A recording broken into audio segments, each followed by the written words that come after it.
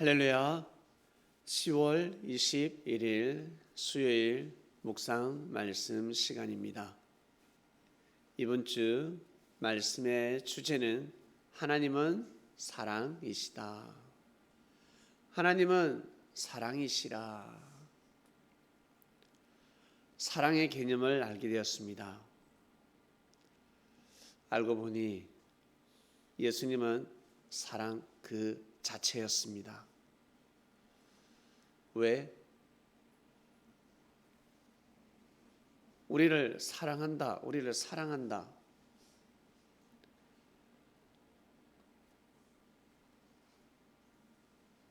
예수님이 직접 사랑한다, 사랑한다.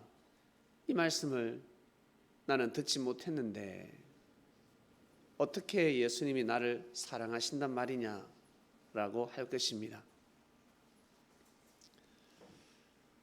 말씀을 듣는 자체가 사랑입니다. 왜냐하면 예수님께서 전하신 말씀을 듣게 되면 잘 되니까,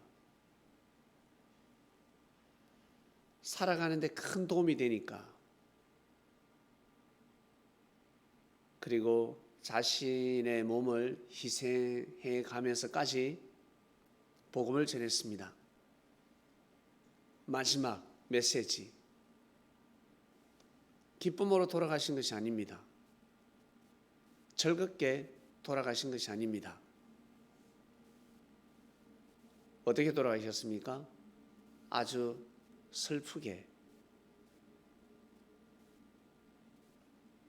그렇게 돌아가시면 아니 되는데 슬프게 돌아가셨습니다. 아주 억울하게 돌아가셨습니다. 그런데 저들을 용서해 주시옵소서라고 하였습니다. 저들을 용서해 주시옵소서.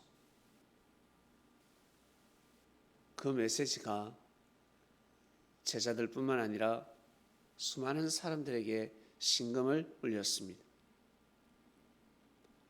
그 메시지는 살아생전에 다 깨달을 수 없습니다. 못 깨닫습니다. 100% 깨달을 수가 없습니다. 왜냐하면 예수님 같은 마음이 아니기 때문에 그 마음을 확실히 알 수 없습니다. 어렴풋이 알아가는 것입니다. 어렴풋이 알고 그것을 이것이 바로 진리구나, 정말 맞구나. 여러분, 믿는다고 해서 다 감동되는 것이 아닙니다. 나 예수님이 그리스도 메시아라는 것을 믿는다. 하나님의 아들이라는 것을 믿는다. 하나님이 존재하는 것을 믿는다. 감동될 때도 있고 은혜스러울 때도 있지만 전혀 느끼지 못할 때가 있습니다.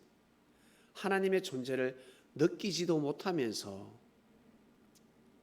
마치 오늘은 밥맛이 없어요. 입맛이 사라졌습니다. 그리고 기쁘지 않습니다. 괴롭습니다. 괴로운 마음으로 밥을 먹을 때가 있지 않습니까? 먹어야 되니까, 끼니가 되었으니까. 내 마음은 괴롭고 슬프더라도 배는 고프고 또 배는 안 고파. 하루가 이틀이 지났는데 배가 고프지 않아요. 그렇다고 해서 밥을 안 먹으면 됩니까? 이상하다.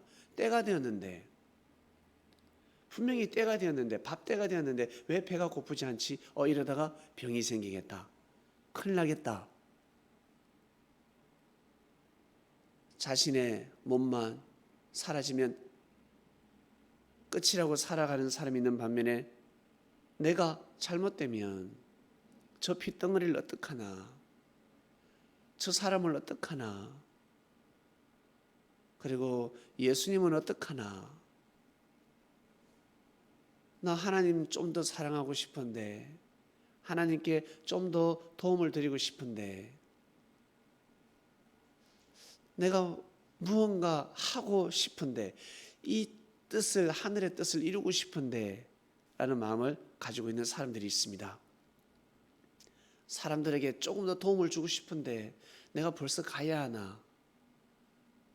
하는 사람이 있고 나는 빨리 가고 싶어 하는 사람들이 있습니다. 예수님의 그 마음은 다 알 수 없습니다. 알면 알수록 어떻게 된다? 기쁨과 감격과 그리고 나아가서 눈물까지 흘리게 됩니다. 기쁨의 눈물이 올 때가 있고 슬픔의 눈물이 올 때가 있고 가슴이 미어 터질 때가 있습니다. 결론적으로는 하나님 앞에 고개를 숙인다는 것입니다. 하나님 앞에 고개를 숙이고 그리고 하나님 앞에 고개를 숙인다. 그 뜻이 무엇일까? 하나님 앞에 고개를 숙인다라는 사람들은 바로 이 땅에 고개를 숙이게 됩니다. 하나님을 사랑한다.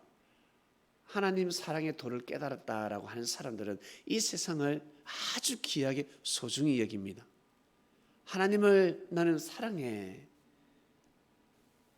하나님이 존재하신다는 것을 나는 깨달았어 하면서 이 땅을 귀하게 여기지 않습니다. 이 땅에 살고 있는 사람들을 만물을 귀하게 여기지 않습니다. 그것은 잘못 깨달은 것입니다.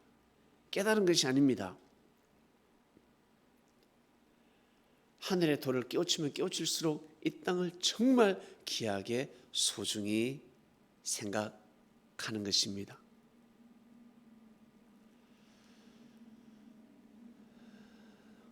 하나님은 사랑이십니다. 하나님은 사랑 우리를 창조했습니다. 그런데 나는 왜 이렇게 부족해? 예수님 왜 이렇게 부족합니까? 왜 이리 부족합니까? 저는 장점이 없어요. 저는 아파요. 병들었어요. 장애인으로 태어났습니다. 이게 뭡니까? 예수님 하소연을 하지 않겠습니까? 바리새인들은 제사장들은 병신 취급합니다. 자기 부모조차도 병신 취급하고 있습니다. 무시하고 있습니다. 남 자식하고 비교를 하고 있습니다. 훈계를 하는 것이 아니라 책망을 하는 것이 아니라 저주의 말을 퍼붓고 있습니다. 올바른 길로 인도하지 않습니다. 예수님 뭐라 하셨습니까? 예수님은 하나님의 영광을 드러내기 위함이다 했습니다. 여기에는 엄청난 메시지가 있는 것입니다. 무슨 영광? 무슨 영광? 병신으로 태어났는데 무슨 영광을 하나님께 돌린단 말입니까? 사람들은 그 사람을 병신으로 보지만 하나님은 병신으로 보지 않는다는 것입니다. 그러한 모습으로 하나님을 섬긴다는 것은 하나님의 영광을 드러낸다는 것입니다. 왜? 그 엄청난 전지전능한 하나님의 아들들, 천사들, 그들도 하나님께 영광을 돌리지 못했습니다. 엄청난 능력을 가지고 있음에도 불구하고 하나님의 보좌를 흔들었습니다. 하나님을 대적했습니다. 천국에서 쫓겨날 수밖에 없었습니다. 그 엄청난 능력을 가지고 있음에도 불구하고 그런데 이 땅에 태어난 우리 사람들 아주 부족하고 그리고 너무 미천하게 살아가고 있습니다. 그럼에도 불구하고 하나님을 섬긴다. 큰 화를 당하고 있고 어려움을 당하고 있고 힘든 속에서도 하나님을 섬긴다. 하나님을 믿는다. 이것은 하나님의 영광을 드러내는 것입니다. 왜? 하나님은 마음의 중심을 보기 때문입니다. 그 사람의 마음의 중심을 보기 때문에 마음의 중심이 하나님 앞에 고개를 숙인다. 포기치 않는다. 하나님을 믿는 마음을 포기치 않는다. 그것은 여러분 하나님께 영광을 돌리는 것입니다. 왜? 시간이 지나면 우리 마음이라는 이 존재가 마음이 어디 있습니까? 마음이 발을 때려도 마음이 아프고 머리를 때려도 마음이 아프고 엉덩이를 때려도 마음이 아프고 다 아파요. 마음이 어디 있습니까? 정의를 못 내립니다. 마음은 여러분 의학적으로는 여기 있습니다. 마음, 생각. 생각을 마음이라고. 이 뇌에 있습니다. 의학적입니다.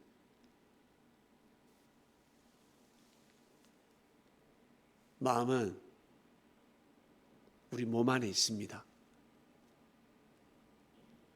너무너무 신령한 존재입니다. 육신도 신령한데 육신을 조정하는 이 마음이 너무너무 신령합니다. 여러분, 동물 보면 어떻습니까? 너무 신기하지 않습니까? 집에 쥐를 키웁니까? 고양이를 키웁니까? 개를 키웁니까? 원숭이를 키웁니까? 너무 신기하지 않습니까? 그 동물을 보면 너무너무 신기하고 위로를 받습니다. 존재 자체가 위로가 됩니다. 그런데 그 동물이 여러분에게 항상 웃고 하찮은 미물이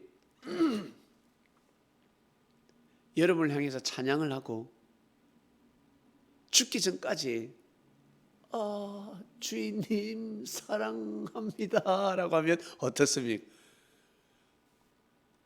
고양이가 개가 죽어가고 있는데 죽기 전까지 주인을 보고